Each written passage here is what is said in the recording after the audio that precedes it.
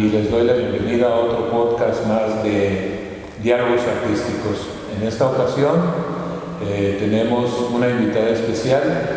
Estamos hablando de la coordinadora del espacio del Museo del Centenario en San Pedro Garza García, la licenciada Sara López. Sara, muchas gracias por aceptarnos esta invitación y te agradezco muchísimo tu presencia. Vamos a dar cancha un poquito para hablar un poco acerca de tu semblanza y entramos ahorita al tema que nos tiene aquí. Claro que sí, gracias. Escuchemos algo de la semblanza de la licenciada Sara López. Sara Gabriela López Martínez nace en la Ciudad de México en el año de 1970. Sara es licenciada en Ciencias de la Comunicación y maestra en Artes por la Facultad de Artes Visuales de la Universidad Autónoma de Nuevo León. Sara fue coordinadora del Centro Cultural Plaza Fátima del municipio de San Pedro y actualmente se desempeña como coordinadora del Museo El Centenario del mismo municipio. Sara López también se desempeña como artista plástica, investigadora y curadora de arte independiente. En esta actividad ha desarrollado más de 15 proyectos de exposiciones colectivas e individuales. Como artista plástica, ha realizado 3 exposiciones individuales y ha participado en 18 exposiciones colectivas. En el año 2013, fue la curadora oficial de la Asociación de la Plástica de Monterrey. Ha colaborado en varios textos editoriales y curatoriales para diferentes artistas y espacios culturales, tanto locales como nacionales. Fue jurado en la reseña 2016 de Conarte, jurado en la edición 2018 del certamen Soporte Papel de Arte AC. Formó parte del Consejo Consultivo Curatorial de El Móvil, espacio de exhibición para arte contemporáneo de la Escuela Adolfo Prieto, durante los años 2016 al 2018. Fue jurado también en el Premio Universitario de las Artes, organizado por la Universidad Autónoma de Nuevo León en el año 2019. Bueno, ahora regresando sobre el tema, tenemos un tema muy interesante en el cual la licenciada Sara López es especialista. Vamos a hablar del reto que tienen los museos en el siglo XXI. Sara, muchísimas gracias. ¿Qué nos puedes decir acerca de este tema? Pues es un tema complejo y como es un problema presente, entonces es un problema fenoménico, o sea que obedece a su tiempo y entonces se manifiesta de muchas formas, algunas de ellas impredecibles, ¿no? Por ejemplo, en el año 2019 hubo varias cumbres sobre la crisis de las audiencias en los museos. ¿Por qué? Porque los museos representan una forma de visión, digamos, del tiempo cronológico, incluso aunque sean los más modernos del mundo, y luego tienen la idea como de la evolución y tienen la idea de la edificación de lo humano, llegar al plus, siempre van en una carrera ascendente y justo en el año 2018-2019 se estaba complicando mucho la humanidad con problemas sociales, crisis, la crisis de Trump, etcétera, que provocaban pues crisis en la manera de pensar de las personas, o sea, era como una sensibilidad sobre que todo aquello que se edifica y que se sostiene como idílico era un fracaso. Entonces se empieza, o sea, el común de la gente, al tener problemáticas de inequidad social, no acceso a lo educativo, empieza a salir a las calles a protestar. En París hubo unas protestas muy agresivas cerca del Museo del Louvre. Entonces sí había una cuestión crítica humana hacia todo aquello que se impone como idílico, y dentro de esos están las estructuras del arte y la cultura que se exhiben en los museos. Por otro lado, los grandes museos de arte contemporáneo obedecen mucho a los mercados especulan mucho, se nombra artistas a gente que dices, pero ¿cómo? ¿Está en un museo esa obra? Esas obras. Ajá, sí, claro. Conceptuales, entonces. Sí, pero pues el mercado, ¿no? Y por otro lado, también otros museos empezaban a dar el salto a lo tecnológico, ya en Japón ya hay museos virtuales desde el 2015, hay una nube virtual del famoso Museo de Realidad Virtual de Tokio, que está increíble, o sea, es como un holograma. Entonces, ante estas, como te digo yo, fenómenos, o sea, que están ocurriendo y que todavía no hay mucho, o sea, se hacen cumbres de especialistas o de pensadores que tratan como de plantear qué está pasando, porque no hay literatura. O sea, se debería empezar a escribir porque se está ocurriendo el fenómeno, o sea, no hay antecedentes, no estamos haciendo una revisión de los museos que se les llamaba, ¿cómo será?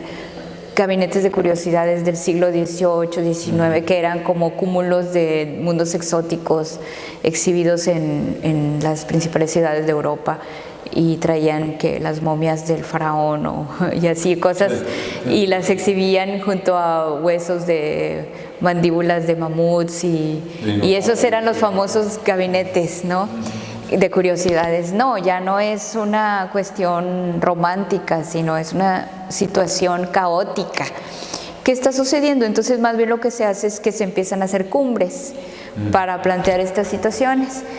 Y justo cuando empiezan esas problemáticas y el abandono de los museos y qué vamos a hacer para atraer nuevos públicos, de hecho al Museo Marco le pegó bien duro, repercutió muy duro esta fenoménica adentro del museo. ¿Por qué? Porque el Museo Marco también la audiencia se empieza a limitar. No, la audiencia no crece porque el espacio es muy pequeño realmente, exhibe cierto número de exposiciones, el costo de la entrada no sustenta ¿y por qué? Porque los museos son excesivamente costosos en exceso, porque el mantenimiento, el personal que trabaja, tiene que ser desde la intendencia hasta el más especializado. Como que el público no tenemos la conciencia de pagar más por ir a visitar un museo, ¿no? En Europa, entonces, pues se pagan hasta 30, 40, 50 dólares por una entrada a un museo. Claro, una cosa que sucede en nuestro país es que los mejores museos que están en la Ciudad de México están subsidiados, y por eso son muy baratos. Y luego aquí queremos comparar y aquí no están subsidiados. Algunos sí, por ejemplo, el Museo del Centenario está completamente subsidiado por el municipio de San Pedro. Es completamente subsidiado, todos los gastos los cubre el municipio y la entrada siempre es gratuita aquí, siempre, todo el tiempo. Entonces es muy pocas las veces que se puede dar este tipo de situaciones de que haya subsidios a los museos. Creo que los gobiernos cada vez más lo piensan. Y bueno, por ejemplo, en el caso de Marco, que Marco era un híbrido, así como entre privado y subsidio, sí, una asociación, un patronato, un fideicomiso. El patronato pues probablemente ya no con deseos de conseguir donaciones, porque no es fácil y es un trabajo a veces de ir a tocar puertas que seguramente los agotó. Total, la cuestión es de que el Museo Marco es el ejemplo local de la crisis de la que te estoy hablando, y justo en ese momento del 2019 que estaban analizando estas situaciones, aparece el 2020 con el COVID. Con la COVID, sí.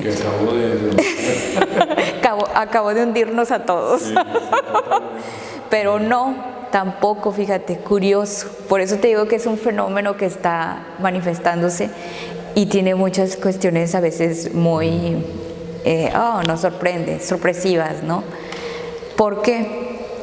Porque durante el COVID, que se cerraron todos los espacios, los más grandes museos del mundo, O sea, el Museo de Nueva York, afuera la gente protestando a los empleados, ¿qué vamos a hacer? Sí. O sea, amenazas de cerrar, creo que sí cerraron varios. En la ciudad de Nueva York sí se cerraron varios, porque la ciudad de Nueva York tuvo una crisis espantosa de COVID, o sea, murió mucha gente de manera horrible, entonces sí tenían una crisis moral, como que los museos pasaron a un segundo, tercer plano. Y como te digo, sí a todos nos movió el tapete, a nosotros cerrados, trabajando para un museo y cerrados, ¿cómo vas tú a modificar esa función? Sí, justificar que el museo tiene una razón de ser. Y yo creo que todos empezamos a copiar el modelo del museo virtual de Japón, sí. Volviéndonos virtuales, sí. ¿Verdad? Entonces, rápido nos movimos. Una cosa sí quiero dejar bien claro, es que la gente que estamos al frente de los museos somos multitasking, o sea, realmente somos personas bien adaptadas a muchas cosas. No, y tienes que ir buscando alternativas que permitan una generación de más público, sobre todo, ¿no? Sí. Y la calidad de las exposiciones y todo eso. Claro, pero también tenemos que ser personas preparadas para cualquier sí. Crisis y personas aptas para el manejo de los medios. O sea, por eso, o sea, es muy difícil que alguien tenga un trabajo dentro de un museo a nivel directivo, porque lamentablemente en nuestro país no hay una carrera de director. Sí, hay museografía y museología, pero de lo que no hay es de gestor de museos. Ajá. Entonces siempre se suele por tradición nombrar gente encumbrada en las artes. Pero bueno, como quiera, cualquier gente con un poco de visión, con una buena visión, sabes que necesitas un equipo técnico para resolver lo que está haciendo nuestra compañera, saludos, aquí, que es grabarnos. O sea, con la capacidad de hacer un programa visual, de video para transmitir en medios, ¿verdad? En tu caso, ¿qué acciones concretas tomaste durante la pandemia que puedan servir como ejemplo para otros museos? Yo creo que lo primero que hicimos fue reunirnos con nuestro director, Antonio Pichardo Murillo, y plantear propuestas. Él nos pidió, ¿qué vamos a hacer? Tenemos que empezar a movernos hacia lo virtual, porque la secretaria de Cultura, Marta Sañudo, nos pedía eso. Ella, una mujer educada en Europa, pues tenía mucho la visión esa, ¿verdad? De ya irnos mutando hacia lo virtual. Entonces, a ella se le hizo muy fácil la parte académica, maestra del tecnológico, donde el tecnológico es como la punta de la pirámide de la tecnología aquí en Nuevo León, en lo académico. Entonces, por ejemplo, a Pichardo, que es más tradicional, un museólogo de profesión, entonces también como que le causaba un conflicto. Entonces hicimos propuestas todos. Lo primero que hicimos fue que yo hice una propuesta de programas educativos, porque yo tenía mucha la intención de empezar a acercarme al público muy pequeño, ¿no? Hicimos un programa que se llamó La Cápsula del Tiempo, donde enseñábamos a los niños a viajar en el tiempo por medio de una cápsula con objetos. Y el chico que trabaja aquí siendo museógrafo, Pedro Márquez, él hizo unas cápsulas, visitas guiadas, virtuales. Empezamos a tratar de dar lo que teníamos en el museo, con la exposición que nos quedamos ahí se detuvo el tiempo. Lo que pasa es que también al convertirte a lo digital, pues tienes la posibilidad de llegar a muchos más públicos, aunque sea digitalmente, lo que sucedió en realidad, ¿verdad? Claro. Unos conciertos, por ejemplo, el Auditorio San Pedro de Caguas, lo vuelvo a poner de ejemplo, pues el auditorio tenía 1,400, 1,300 asientos, y me comentaba que iba a tener públicos o conciertos de 5,000, 6,000, 7,000 personas. Sí, entonces, claro. Estuvo bruto, ¿no? Sí, entonces, ahí te llegas a mucho más público. Totalmente, o sea, pero eso no lo comprobamos hasta que lo experimentamos realmente. ¿Y cuál fue nuestra sorpresa? Primero, las cápsulas, como eran enfocadas hacia niños y todo el mundo todavía estaba... Todas las redes del municipio estaban atestadas de la gente preguntando por el COVID. O sea, era una crisis humana. Entonces, no era quizás el momento recién habiendo cerrados los espacios, pero con el tiempo empezó a funcionar muy bien y mejor, como dices tú, porque aprendimos, como dices tú, a recibir otro tipo de audiencia, lo automático y lo inmediato que es estar en la casa de las personas, y también transmitir, imagínate, transmitir conocimiento, transmitir arte, cultura, pues es muy gratificante. Entonces realmente sí hubo una verdadera trabajo muy enfocado, se hicieron programas especializados. Yo ya hice mi programa que se llamó Charlas con Creadoras, que fue muy exitoso porque como yo aquí en el museo, a pesar de que es un museo de historia, tenemos una sala enfocada a artistas mujeres de arte contemporáneo, y nosotros lo que hicimos fue transformar eso en un programa que era semanal, 1 hora le hice una revisión a las mujeres artistas de cierta generación de Nuevo León, y aquí estuvieron todos y estoy muy contenta porque fue una serie. Pues yo estoy hablando de entre 20 y 50 años más o menos, o sea, las que están ahorita, no, de edad, de edad. O sea, también hubo nuevos talentos que están empezando, pero la idea era enfocarnos a las creadoras que ahorita están en funciones, vaya, que están provocando algo, creando, sí, exacto. Si no, no hice ningún homenaje. El único homenaje quizás fue a Dolores Martínez, o a Patti Márquez, la gran maestra de folclore de Nuevo León. Ellas quizás fueron los 2 únicos homenajes, pero fuera de ahí fueron artistas que están ahorita en funciones, o sea, trabajando en el ajo, vaya, como se dice, ¿no? ¿Qué retos tienes tú, ahora sí que hablando del reto de los museos del siglo XX, qué retos tienes tú en el Museo del Centenario? Bueno, después de lo virtual vino la reflexión. La reflexión es que no podemos abandonar del todo lo virtual, porque ahí encontramos un nicho, ¿verdad? Que hay que saber duplicar, o sea, la función física.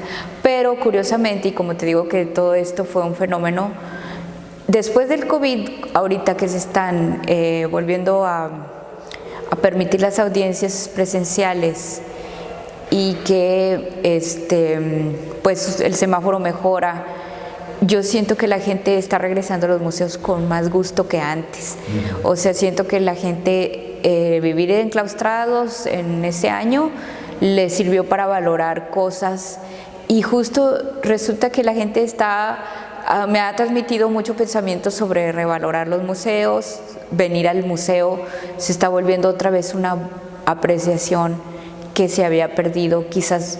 Yo creo que se había perdido porque estábamos dentro de una vorágine sociocultural implacable, que es la del capitalismo en el que estamos inmersos, que todo devora.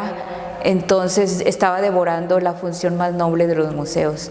Y después del COVID siento que la gente viene y me retroalimenta mucho sobre eso, estoy feliz de que estoy de nuevo en un museo, y los jovencitos, sobre todo de 20 años y todo, vienen como si vinieran con la ilusión que yo tenía cuando tenía 15 en un museo, así, que yo siento que se había perdido porque antes se estaba volviendo muy banal, o estaban tan inmersos en el entretenimiento, que ya la cultura y el arte se les sonaba aburridos, ¿verdad? Entonces ahora se están dando cuenta que el conocimiento que se guarda en los museos, bien dirigidos, es conocimiento que a todos nos va a ayudar a ser mejores humanos, y yo creo que el COVID nos dio un latigazo de realidad sobre lo verdaderamente irresponsables que podemos llegar a ser. ¿Qué actividades específicas haces ahorita en el museo que pueda permitir o llamar a nuevos públicos? Sí, justo acabamos de abrir la exposición permanente histórica, que fue un reto, me costó 1 año hacerla, porque la hice privada de muchos accesos por el COVID, con la lentitud de los proveedores que precisamente por el COVID algún equipo importado se detuvo, etcétera. Es una exposición que no es nada fácil transmitir la historia a nuevos públicos. Y no es nada fácil transmitir la historia de San Pedro, porque la historia de San Pedro tiene muy poca bibliografía. Y también quiero decir que el público de San Pedro es desinteresado de su historia. Asume la de Nuevo León, pero en particular la del municipio. Hay muy poca gente en San Pedro que viene y se acerca aquí a querer conocer su historia. Entonces sí es un reto realmente hacer una exposición histórica de San Pedro. ¿Por qué? Porque toda exposición es una narrativa y la investigación me costó mucho trabajo darle una redacción atractiva, depurada, justa, equilibrada, inclusiva, respetuosa del género, respetuosa de las mujeres, que no esté escrita del lado de los hombres, que también sea respetuosa con los nativos que encontraron los colonizadores, respetuosa con los colonizadores, porque todo el mundo los sataniza ahora, sí, pero pues ellos fundaron las ciudades en las que vivimos, darles su respeto. ¿Cómo hablar de un colonizador que vino a explotar la tierra para crear una nueva ciudad, y dándole su lugar histórico y su valor de fundadores, sin convertirlos en unos, como muchos ahora los ven como mercenarios, explotadores, etcétera, ¿verdad? Entonces, no, pues de escarbar quiénes fueron los personajes que dignificaron. Sí, es un reto grande, de mucho más estudio que otra cosa, y luego ya transformarlo en medios audiovisuales para que los jóvenes cuando la vengan a ver disfruten eso y se les sea atractivo, pero también reciban un mensaje justo y equilibrado. Yo creo que ese fue el mayor reto que tuve.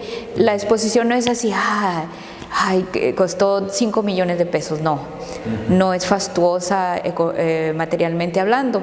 Se hizo incluso con respeto del espacio, con equilibrio, con un gasto moderado, pero como les digo, sí fue una revisión, un análisis profundo sobre la historia. Entonces, ¿la temática del museo va a cambiar a un museo histórico 100%? ¿O no? La idea es de que tenga como fuerte la historia de San Pedro y que no se pierda desde ahí. ¿Por qué? Porque creo que eso es el fundamento de este museo. Pero tenemos, por ejemplo, también, como les digo, la sala Creadoras, y en el segundo piso vamos a adecuar una sala que ahorita está cerrada para arte inmersivo y tecnológico. Entonces, lo tecnológico yo creo ya no lo vamos a abandonar, pero lo vamos a convertir en una sala inmersiva con temas de arte, cultura y de sostenibilidad también. Eso es de tirada. Muy bien. Pues muchísimas gracias. No sé si tengas algo más que agregar que se nos haya pasado. Pues yo creo que sí. Una cosa bien importante de un museo es que es parte del programa educativo de un país, o sea, los museos en general, y que por lo tanto, por eso es que los subsidian, ¿verdad? Por eso los más grandes museos de la Ciudad de México están subsidiados, y que su idea es transmitir conocimiento y formar espectadores.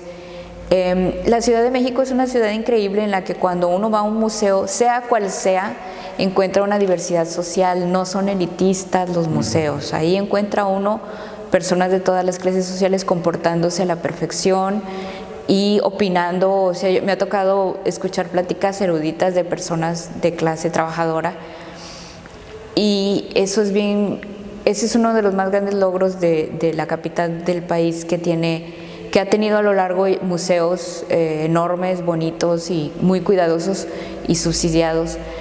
Y yo creo que eso es bien, contribuyen a que la sociedad se eduque, se pacifique, se ordene, y a Monterrey le falta mucho eso. O sea, yo sí siento que el público a veces todavía no está preparado para la experiencia del museo. Nos faltan muchos museos. Nos falta gente preparada en la cabeza de los museos.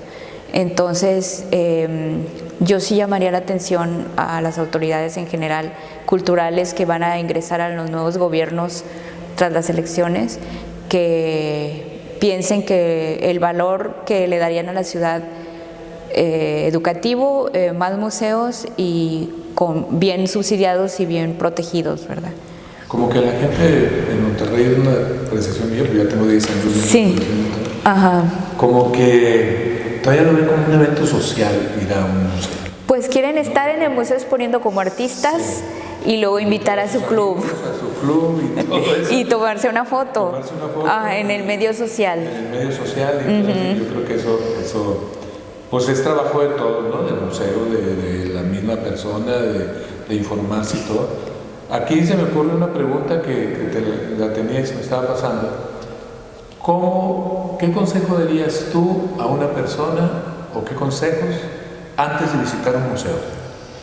¿Qué tiene que hacer antes de eso? Antes, durante y después del museo. Sí, los museos son espacios virtuales, aunque sean materiales ya de por sí. Son burbujas o cápsulas del tiempo y del espacio.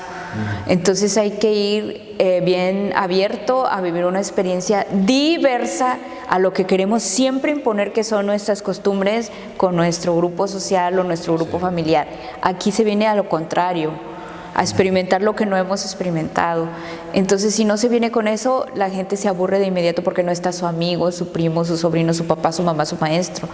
O sea, no son lugares donde vas a ir a repetir el núcleo familiar, al contrario, vas a expandir tu mente. Si no viene la persona preparada para expandir su mente, pues nada más va a ser un entretenimiento más y va a preferir Netflix. Esa es la verdad. O sea, el problema de los museos, y volvemos a poder caer en la crisis pasando el COVID, y cuando pasen 5 años después del COVID y la gente ya haya vuelto a la normalidad, vamos a poder volver a caer en una crisis aún más terrible de las audiencias, si no se ha transformado la mentalidad. Y lo que yo he notado también muchas veces, que uno cuando va a una exposición llega en frío. Ni siquiera se da el tiempo para informarse de quién va a exponer, dónde expone, qué ha hecho, etcétera, etcétera, información que está en la red totalmente. Sí, claro. Y muchas veces llegamos fríos, ¿no? ¿Y quién es? ¿Y qué dice? O sea, teniendo la información a la mano totalmente, ¿no? Sí, bueno, y también entiendo que eso puede pasar, pero también la gente tiene que preguntar al llegar, que para eso está alguien siempre que lo pueda informar. La idea es de que recientemente que tuvimos las fiestas de San Pedro aquí, en 3 días de fiestas que se llamaron Noches Sanpetrinas, que fue un evento muy bello organizado aquí por la Secretaría de Cultura. Teníamos audiencias diarias, el museo abríamos a las 4 y cerrábamos a las 10 de la noche. Y había niños pequeños y los niños traían como ellos vienen con otra pila, pues sí, muy preguntones y bien excitados de entrar a un mundo mágico, porque yo creo que cuando entras a un museo entras a un mundo mágico. Porque ellos vienen de la familia, de la casa, y entonces ya están, si ellos juegan video, que ahora todos son gamers, ¿verdad? Se meten a un mundo, pero realmente adentro de su juego de video, ¿verdad? Yo creo que los adultos tienen que volver a eso también, a la infancia, para saber apreciar un museo. Volver a la infancia, al deseo de saber, a la ingenuidad, a la curiosidad, algo van a descubrir, aunque sea mínimo, pero algo se van a llevar. Y es lo que yo recomiendo. Creo yo que el museo sí es muy importante, sí ha formado culturalmente a sociedades, sí ha contribuido a mejorar. Las grandes capitales del mundo se han transformado nada más por sus museos. Nadie puede negar que Florencia no sea la ciudad, es una pequeña ciudad medieval que tiene un alto nivel mundial de prestigio, vaya. ¿Por qué? Pues porque ahí tiene los museos donde está la historia de la cultura occidental, ¿verdad? Entonces, es lo que yo creo que los museos son bien importantes, pero sí tenemos que modificar la visión y la importancia que se les da, ¿verdad? Y ahorita que estamos hablando de niños, ¿tienes alguna oferta cultural para el verano, para las vacaciones, o todavía no estás? Pues aquí hay un área, la Secretaría de Cultura tiene un área de servicios educativos que están, creo que, haciendo un proyecto para los cursos de verano. Los cursos de verano se llevan a cabo aquí en el patio del museo y en un área que está contigua que se llama de servicios educativos. Nosotros lo que vamos a hacer como museo es que hacemos bastantes visitas guiadas a escolares, eso sí. Bueno, pues ahora sí, muchísimas gracias. No, hombre, de nada. Súper ocupada, muchísimas gracias por de tu nada. tiempo. Y pues amigos artísticos, Pues muchas gracias por estar con nosotros y les invito a que visiten nuestras redes sociales, artísticos.mx, en Facebook, en YouTube y en Instagram. Y en Spotify, pues búsquenos en Diálogos Artísticos. Muchas gracias. Gracias, Daniel.